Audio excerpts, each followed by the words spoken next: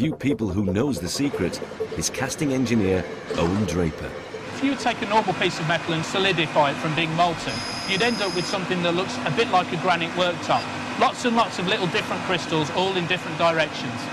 That's not very strong because the different crystals, the joins and the boundaries between them, they just cause a weakness. So what we aim to do here is to create a single crystal. Single crystal, no crystal boundaries, therefore it's an awful lot stronger. The blade is made by growing a single crystal of metal into the correct shape. It's incredibly complex and demands a huge team of people working round the clock.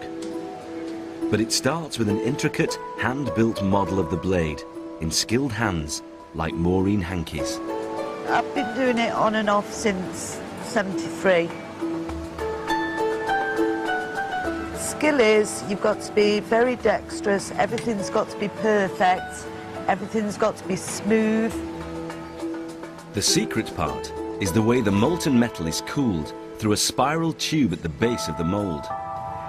The tube prevents all but one crystal of solid metal from passing through, allowing that single crystal to grow throughout the mould.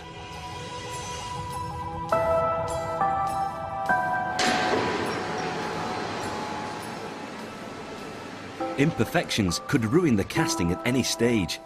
Even the wax models are X-rayed by keen-eyed inspectors like Jackie Brown.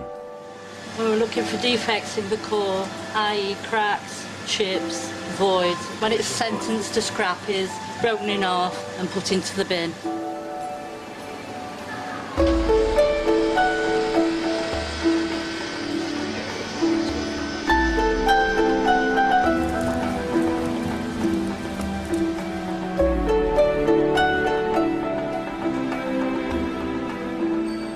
Once cast, every single blade is thoroughly checked and checked again by eye, by computer, and by X-ray. Even then, they're far from ready.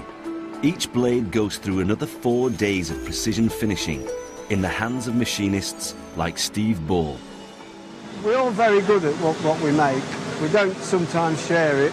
It's not until you see Trent Fleet fly over. I've made my own good bit of that.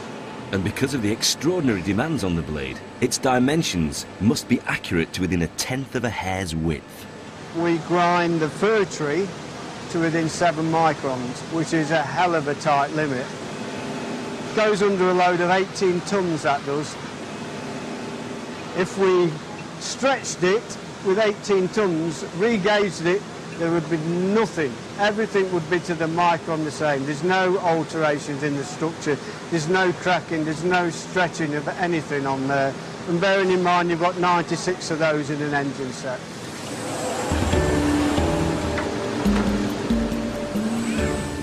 Every one is like the first one. It's perfect. It's like a brand new baby. You treat it like that.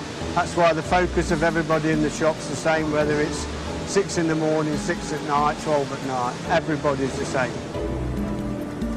The next one's always the most important because all the rest are good. Because we've never had one come back. You can't argue.